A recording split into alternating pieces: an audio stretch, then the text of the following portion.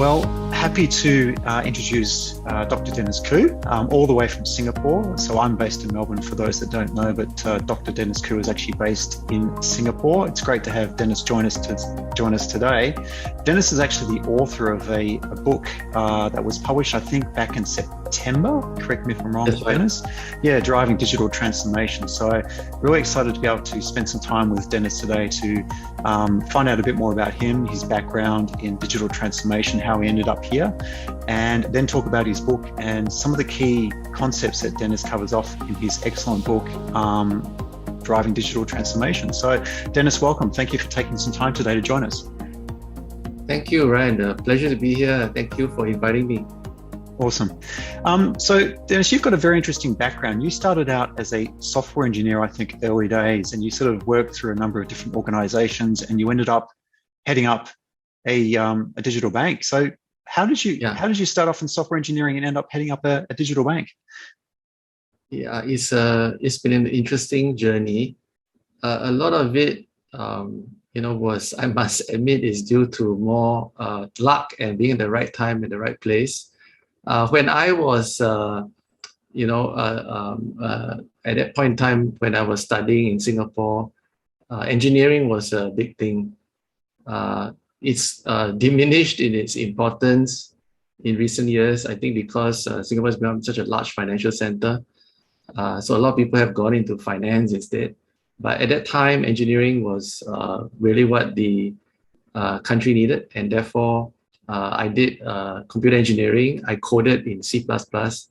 And then I joined HP. And I think at that point, I really didn't do much coding. I was looking after computer hardware and then the operating system. And then I started a networking business within HP. And then, did some e-commerce roles, marketing roles, Intel server roles.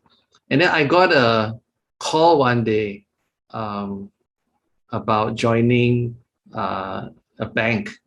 And I always thought, banking's good because, it pays well.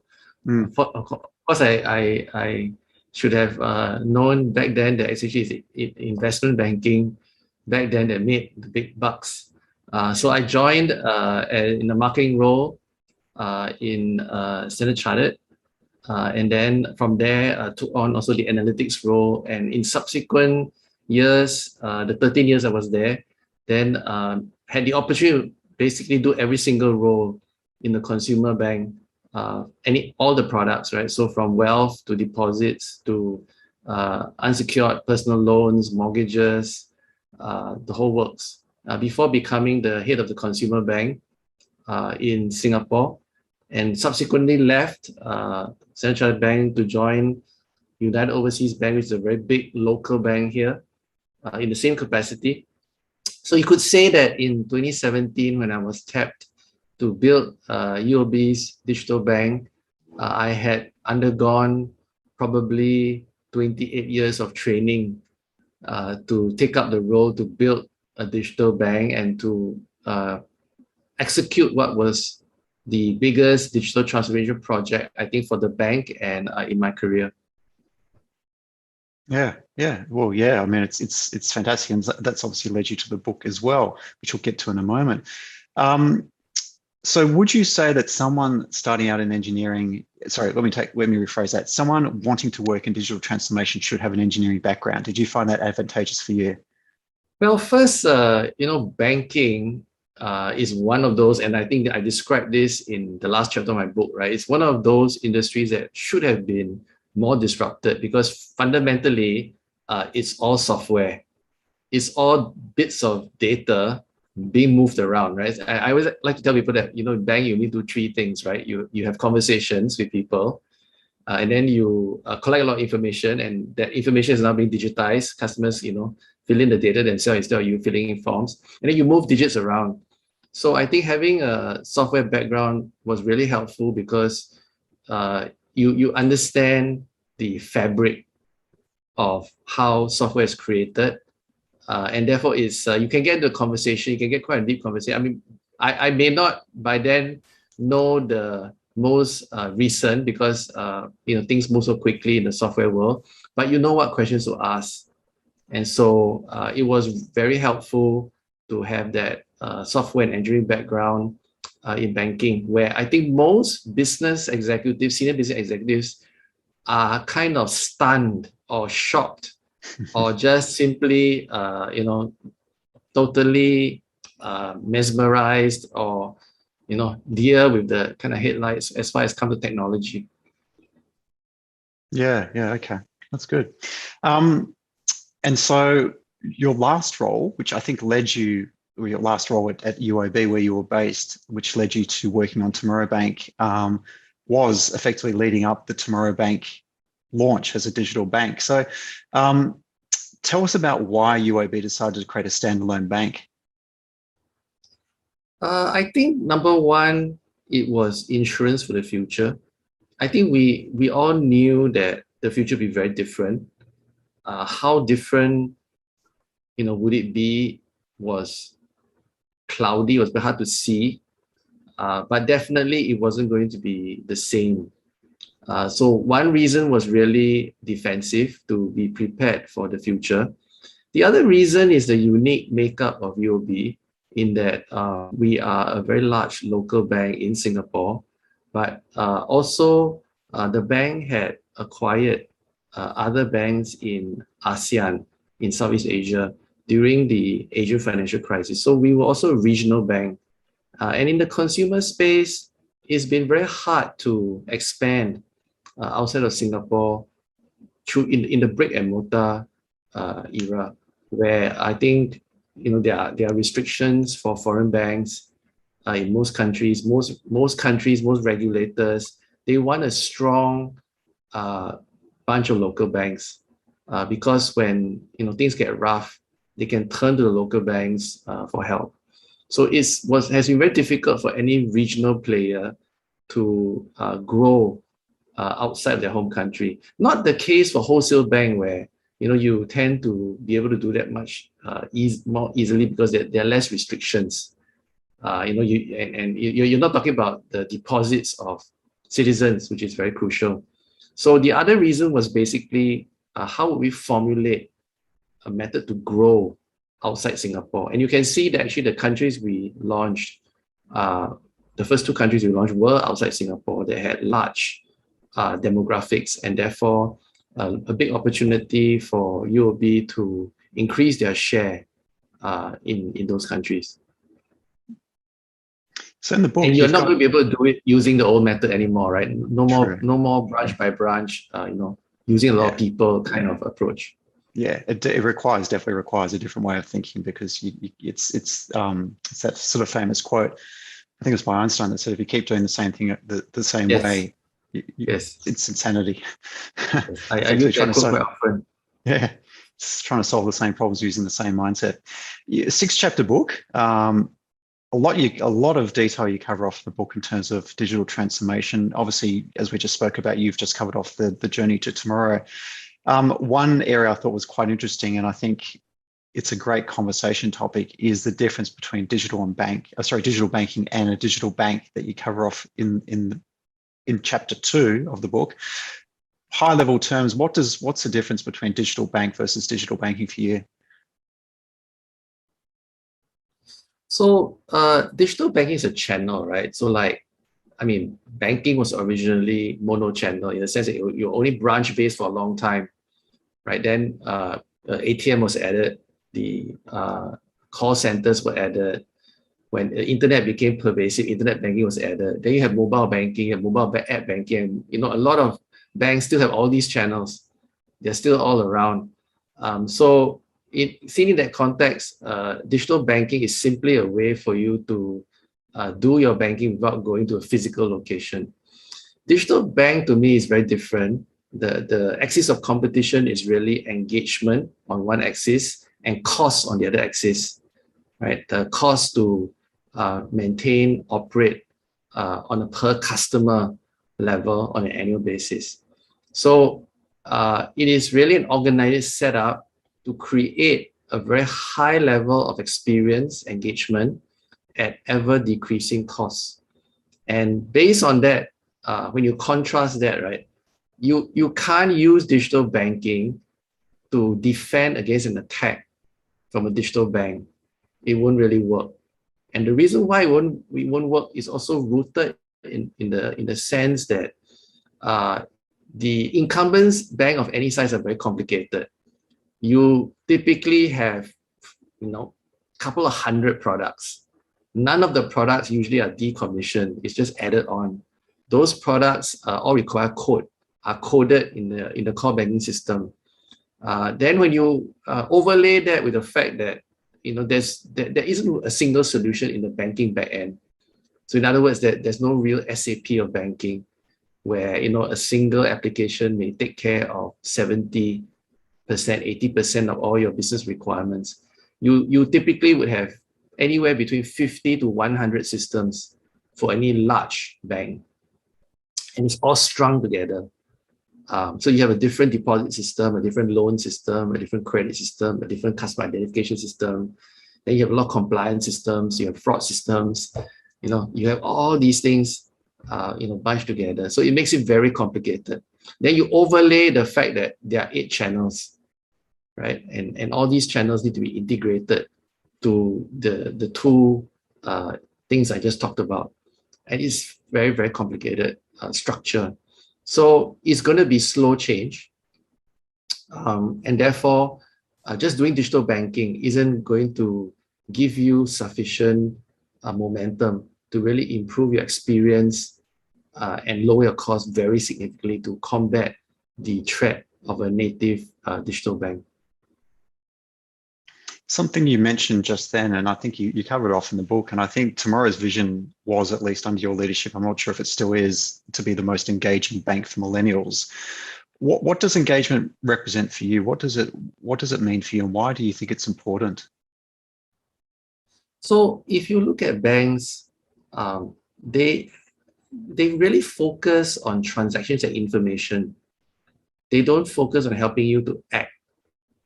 And it's expensive to do so, right? You can do it if it's a CFO, right, of a large company. So I'm sure in the wholesale bank, they take care of the CFO's requirement very well. Therefore, they take care of the company's requirement well because it's big business. But for most individuals, it's small ticket, high volume. So you can't really afford to spend a lot of time helping a customer to act. Of course, digital lowers that cost significantly, but banks are still not into that because of legacy and the paradigm that has been the case for so many years since the creation of banks. So based on that, the ante to play, right, to come in is really very high usability of the transacting capabilities. You have to have that as a fundamental. So the initial focus is really obsession with taking 20 things, stringing them together and making the experience very, very, very good. And that's very hard to do. There's no one single thing that you're going to be able to do, to invent, that would make customers defect and come to you. Right? So that's the first play. Once you have that, then people think, yeah, okay, transactional banking should always have been this way. And then you focus on service, right? Because service is still a problem. Customers still often complain that they have to repeat to the call center. Call center, may not be as proactive to solve their problem at the first go. You've got to navigate the call center. It's very confusing and stuff like that. So there's a lot you can do with new capabilities in chat. I think we really did very well in creating chat support that was very effective and also very efficient. And finally, when you've done those, right, and I'm sure the top 5% of the leaders in the digital system will eventually get those two right. The other 95% may not, but the top leaders would. And then the frontier will really shift to data, using data to engage customers, using data to be proactive. So as a kind of very simple example, right, those of us who are already in, say, our middle of our careers, we probably would have a couple of accounts and we have payments going to those accounts, right? And sometimes the balance in one of those accounts may drop.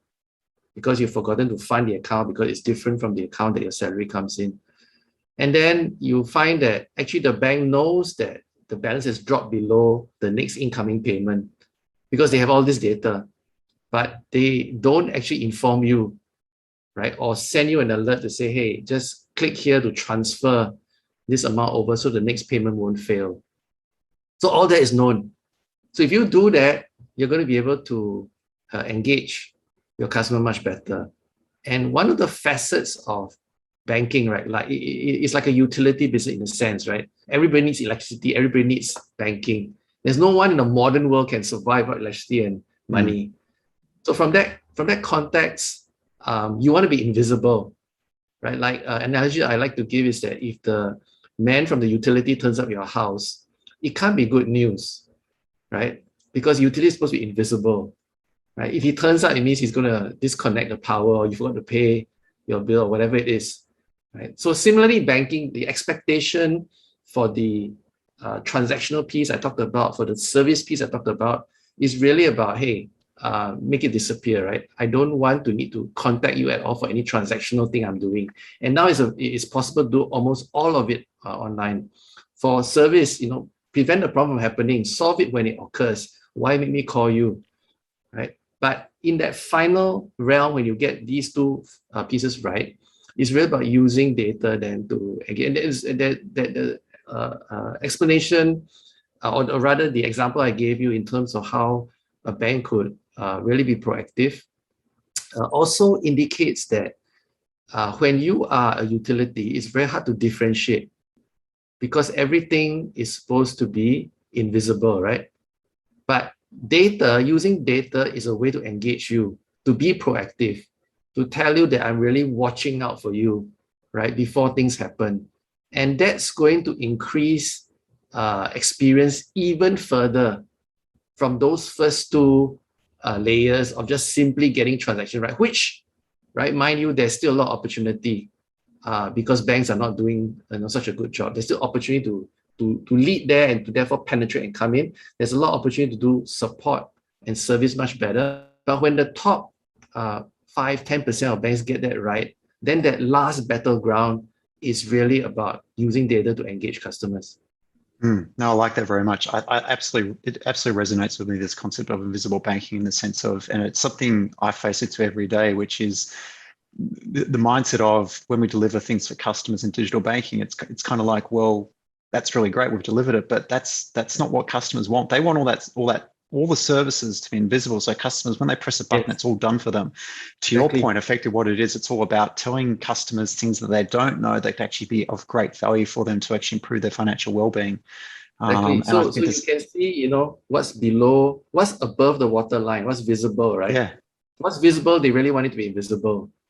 Then what's below the waterline, you don't do now because you don't have the data, you're not harnessing the data. That's what you can make visible. And that's what's going to be the differentiation. And that's going to be the value, differentiation between banks that really, want to create an experience that's absolutely in the very high net promoter score levels.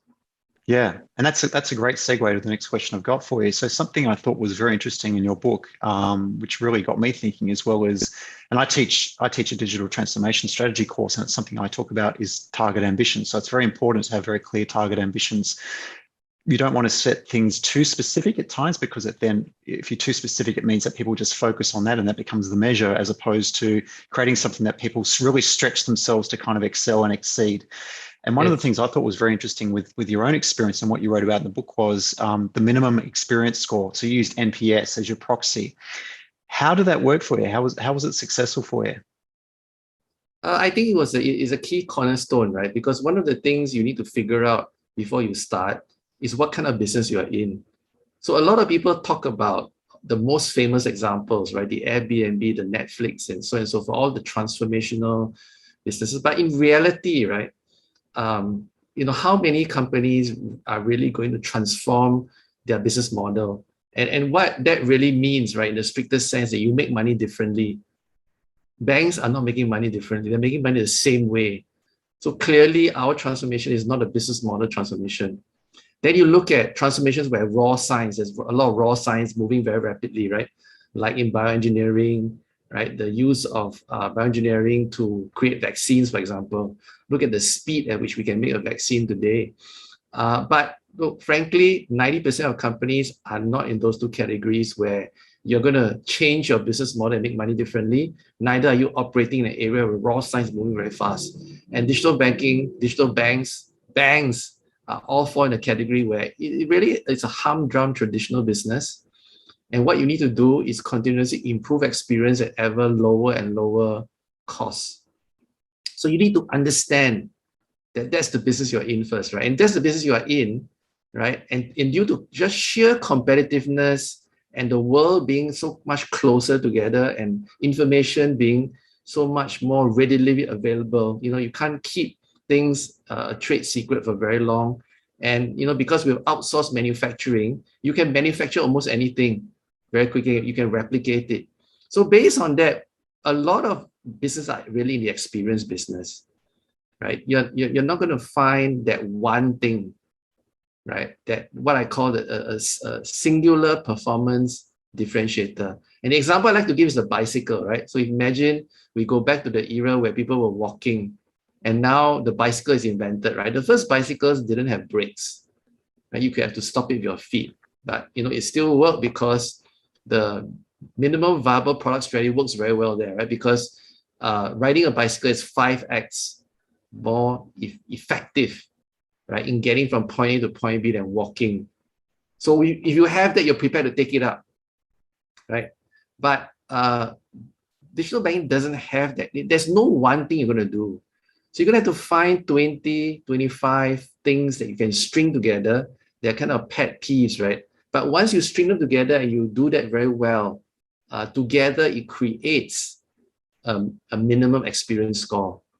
And that minimum experience score, my recommendation to companies in such industries, which is almost everybody, is that you have to enter at double the current industry experience score. So if the industry experience score is 20, you have to enter at 40.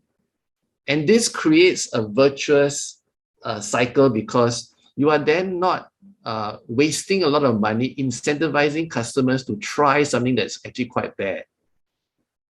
Right? And then people don't stay. They just basically take your incentive to try and then they leave. Or you have to keep incentivizing them to continue to stay, right? Because people are staying not because the experience is that great, but because you're incentivizing them to be a customer.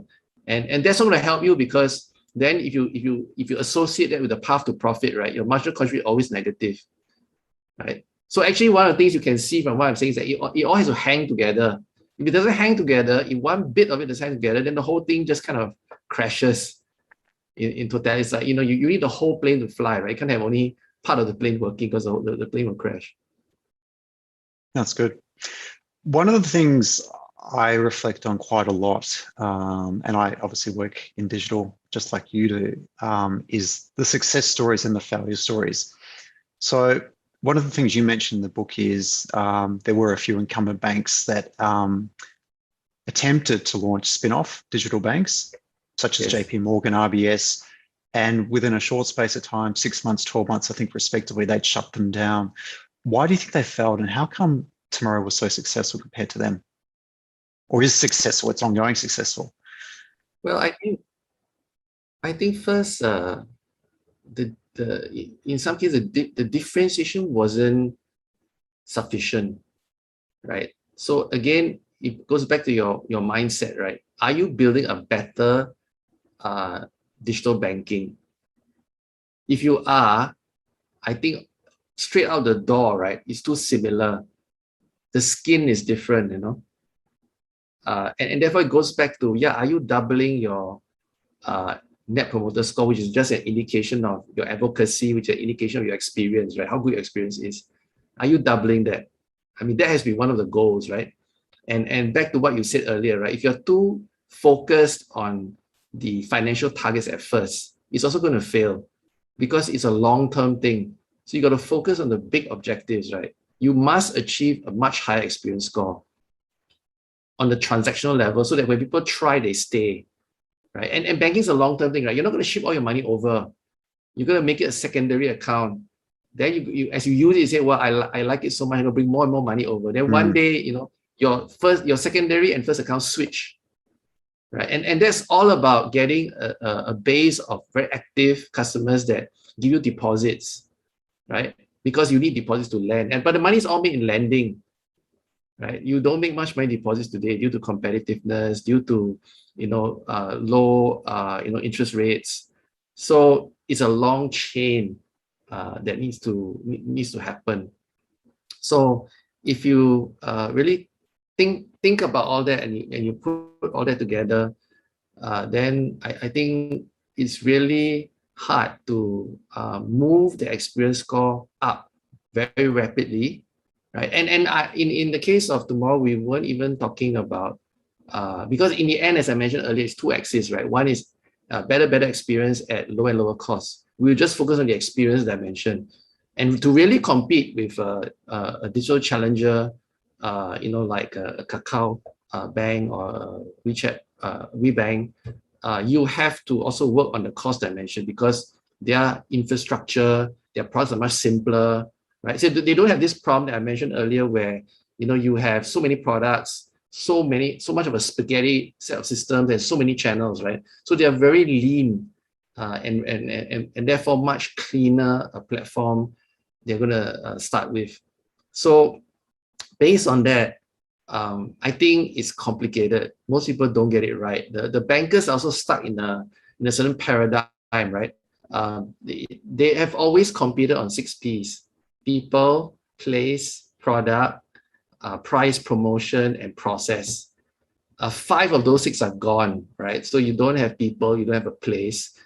Products commoditized, especially if you're dealing with transactional. And you have to, most countries, you have to start with transactional because the wealth business, trying to enter the wealth business directly has its own problems. It has to be sold. It's much smaller. It's usually cross-sold to a big base.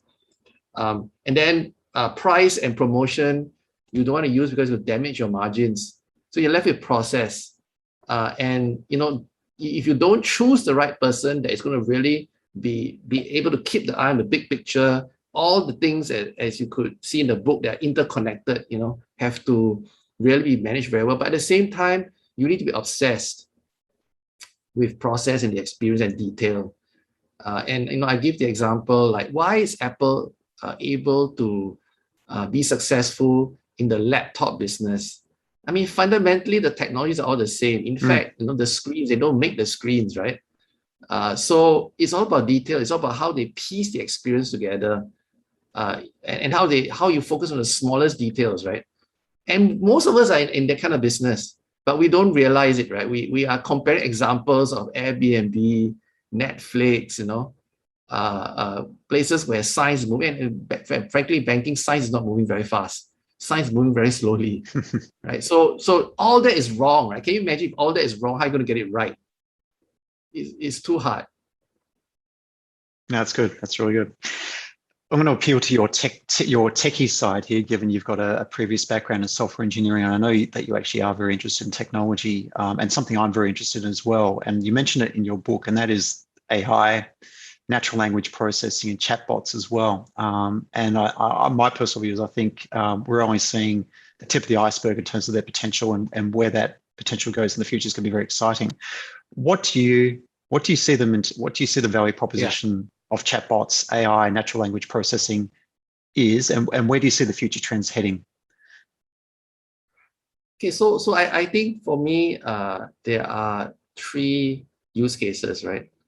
I think the first is really can you use the data and really figure out how you can create a much higher service personalization level than you have today at a very consistent and low cost, right? That's the first use case. I think the second use case is really in how you look at data and improve the product. So a lot of people can gather now. If you make a product, you can have instrumentation. You can gather all that data back to the to your company and analyze how people are using, right? So for example, you can see if you get customer consent, or even you pay a customer just for the click stream, right? using that clickstream, you can see where he's lost, right? Where your product isn't living up to the expectation. So there's a big a set of use case there. And then there's a use case on really replacing human with machine. And you hear a lot about that, right? Like in driverless cars. But a simple example is really service. So, banks still use a lot of call centers today. And one of the things we set out to do was really to see how you could really provide very, very good service at very, very low cost. And I think natural language processing is one of those areas, right?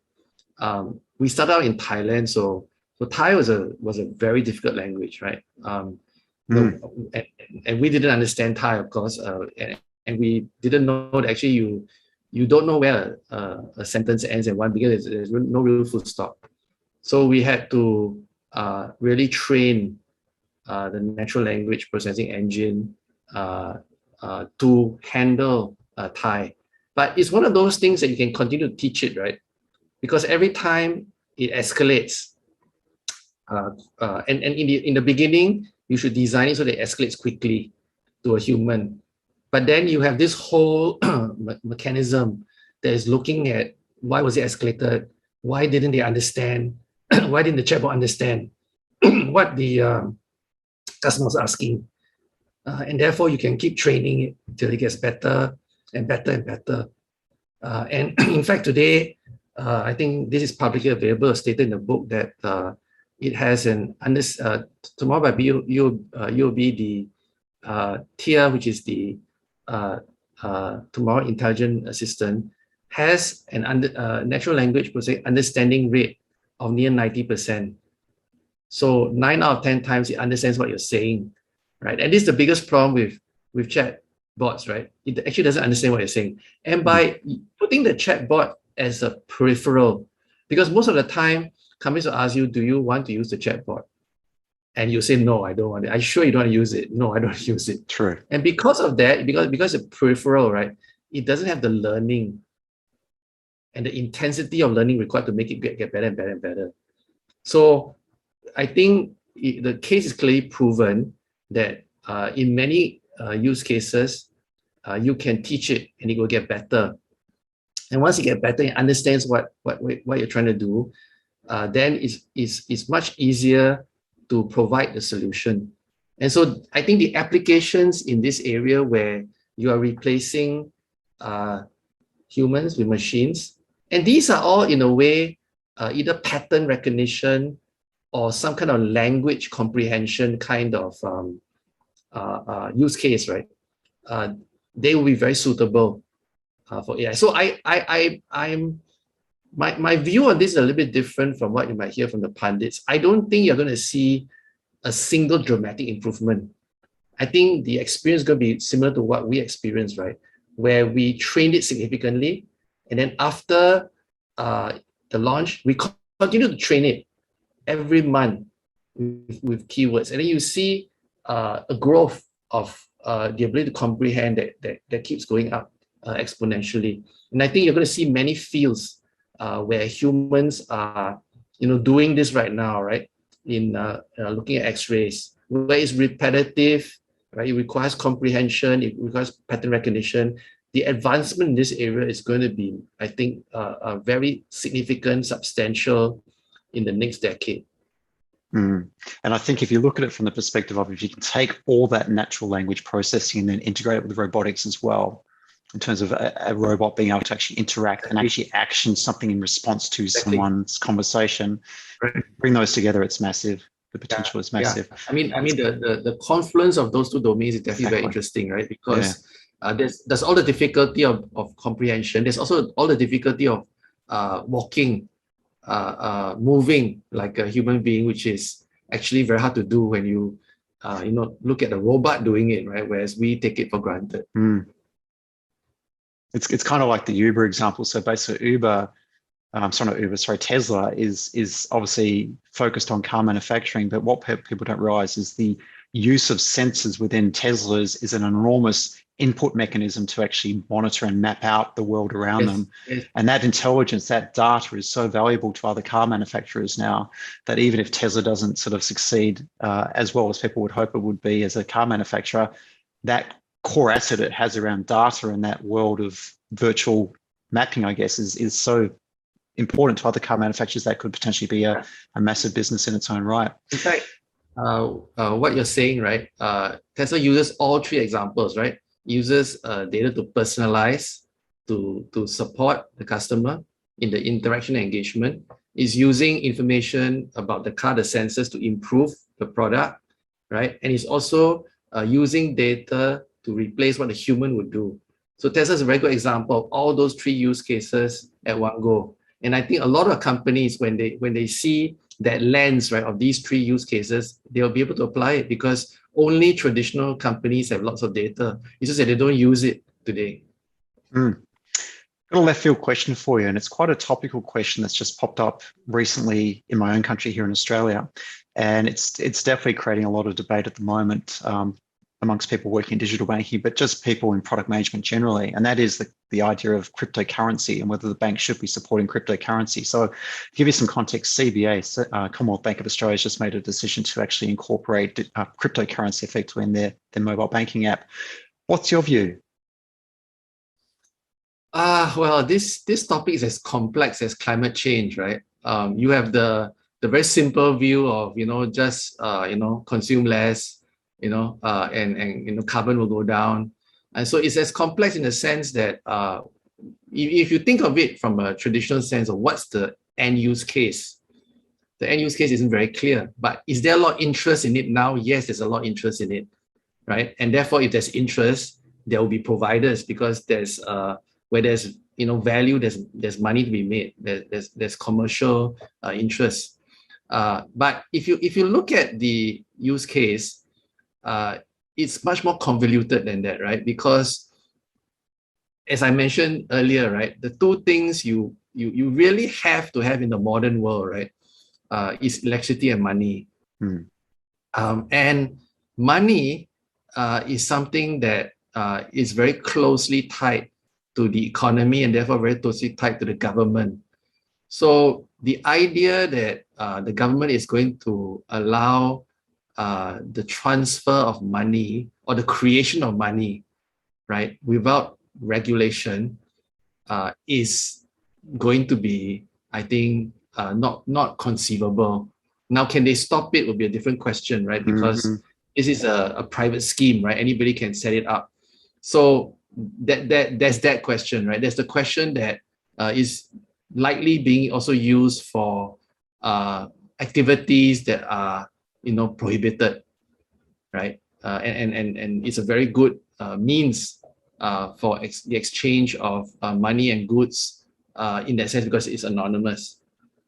It's got huge impact on global warming because it takes so much to recreate everything from the first transaction, right? So it's got all these problems, but yet we have a growing pool of people interested in it. And you have more and more currencies coming up to fulfill this demand. So I think the jury is really out.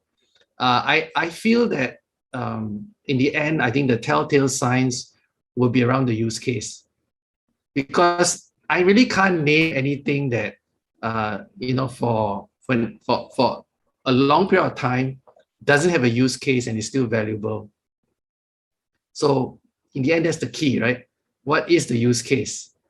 And is an overkill because also now when you tag the name, blockchain on anything, the valuation of your company goes up, and that's part of the objective, right, of the entrepreneur to have a higher valuation. But is it really needed? Right? I mean, it's needed in cases where no single entity can hold a database. So if you come up with a case where, okay, it's a consortium of competitors and, no one can hold, that database, then yeah, I think, it solves that problem, right? But is it really better than someone holding the database, well, the jury's out, right? Because while it has all those facets of being immutable, right, you can also hack the registry, right? And all the stuff is gone, right? And you think of the compute power required, right? Is it overkill? So there are so many questions about it, but it's very clear that there's a lot of interest, and that interest is driving the price up. And also one final thing, right? It introduces a unique concept in the sense that there isn't a transmission of money mechanism where the what is being transmitted, right, and the means at which it's transmitted, the value is tied together.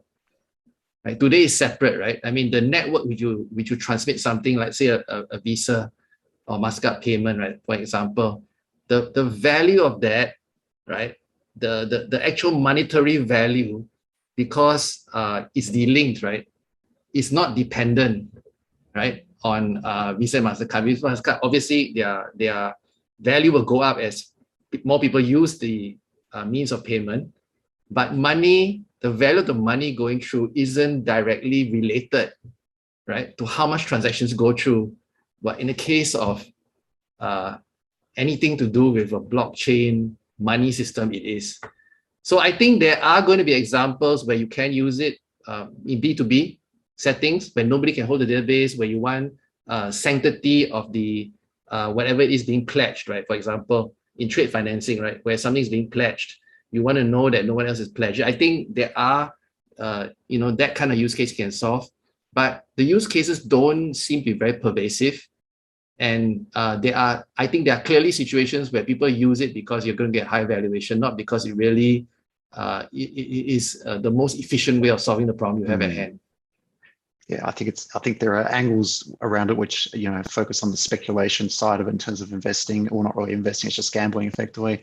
There are angles around from a payments perspective, but I haven't seen too many people or too many vendors offering to accept Bitcoin at the moment. So until you get that sort of mass scale of a proper payments network, like you said, very problematic at the moment. But yeah, it'll be interesting to see how that CBA play actually plays out for them. I think they're appealing to a millennial market who are obviously very interested and captivated by the craze at the moment, but how long that lasts. Yeah, I mean, for them, it makes sense to offer this service because the customers want it, right? Yeah. But whether in end, what is the end use case, right? Other than, the value keeps going up, but the value keeps going up only if someone's prepared to buy it at a higher price. The moment someone's not prepared to buy at a higher price, then the value drops, and that's how it works. And people have to keep wanting to buy at a high price if they're very clear what value it offers, right? And this is the part that's not very clear. What value does it really offer? True. Coming back to the book, you've got a very comprehensive framework, which I personally like, and I think it's very good for digital transformation success. And you call it the All Digital Future Playbook, and I think that's a real focus for your newly launched consulting business as well in digital transformation. And you cover off dimensions like customer dimension, business dimension, capabilities, people, and leadership. Tell us more about it. How did you create this framework? How does it work? And why did you sort of create it this way? That's a great question, because after going through the experience for 3 years, right, which was really only living, breathing every day, how to go about making sure that the transformation will be successful.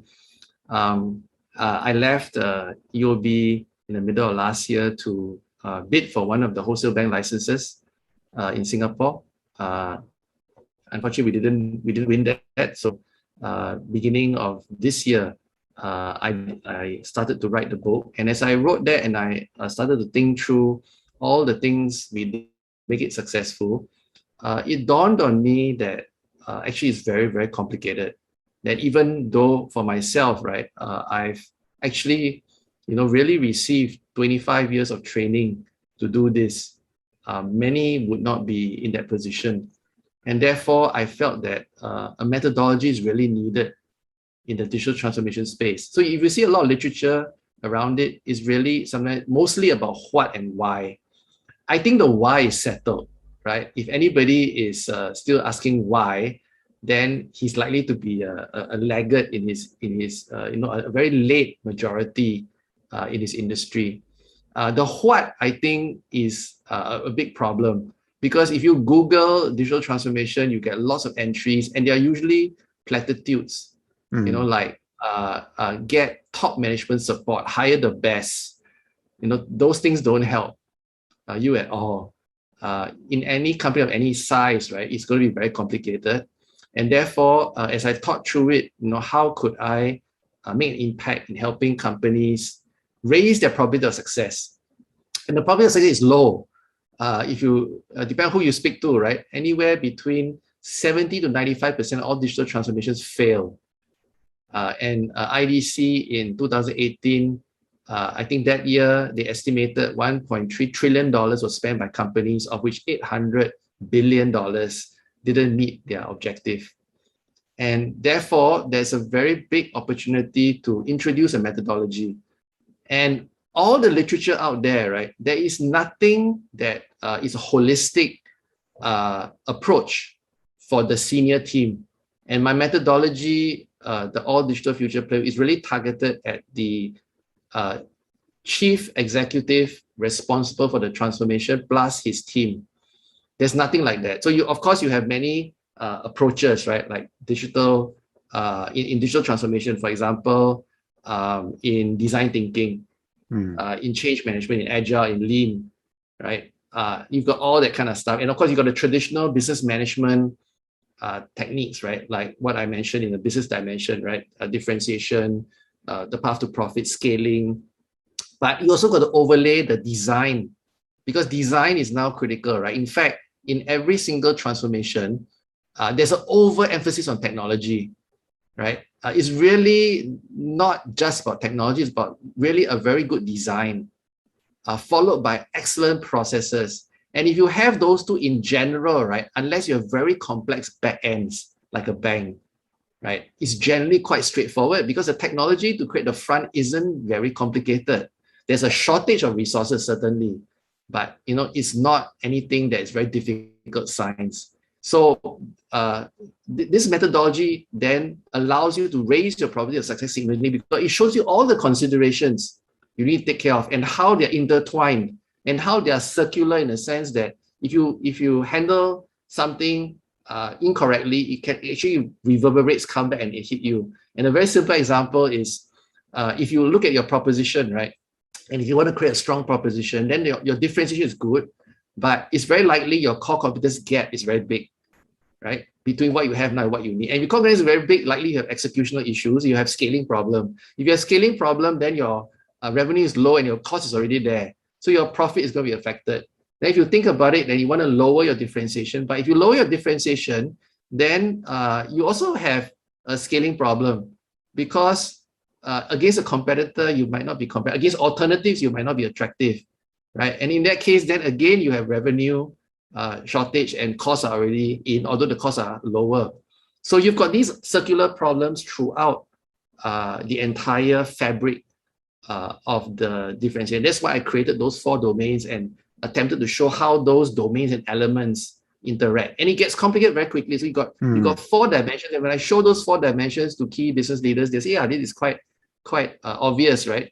But the 4 dimensions lead to 19 elements, and the 19 elements lead to more than 56 considerations, and very quickly gets very complicated.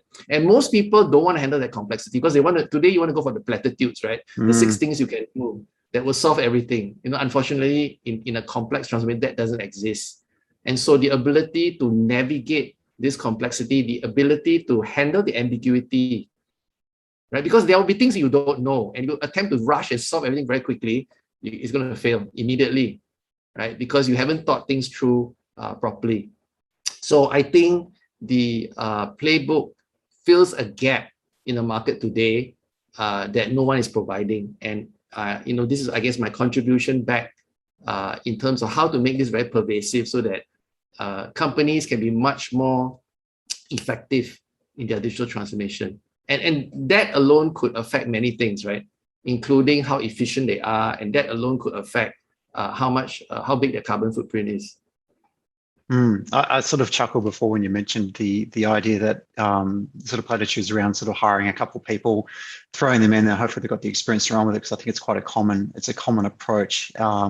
what I like about the framework is it gives you something to work with, and it's structured, but it also acknowledges that there's no easy road here, that everyone from the top leaders right through to the people actually responsible for execution have to roll their sleeves up and get into it. Exactly. And you know, there's no easy road here, and effectively giving them a framework, even though, as you mentioned, when you start to break it down, it can get complex, and obviously the interdependencies can be challenging. At the same time, having a compass like this can be really invaluable. Exactly. And I encapsulate what you just said, right? It is really the how. We're not talking about why anymore. Otherwise, you're really a laggard in the industry.